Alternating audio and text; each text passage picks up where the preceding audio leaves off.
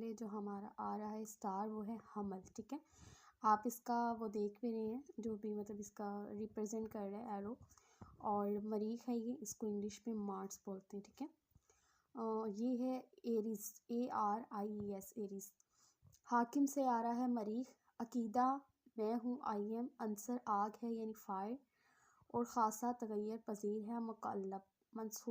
मंसूबे रंग है तेज़ सुर्ख। मंसूब पत्थर है मरजान इन स्टार्स का। मस्बतुल ज़िक्र बुर्ज। मंसूब फूल खोखरा गुले लाला।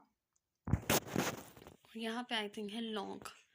ठीक है, बाहसाब यूनानी यानी जिनकी भी जो तरीक़े पैदाइश है वो 21 मार्च से 20 अप्रैल तक है। ठीक है, और बाहसाब विदक है 15 अप्रैल से 15 मई तक। ठीक है, जिनकी भी है तो उनका ये सियारा जो है वो हमल होकर, किसी को नहीं पता होता कि सियारे हमल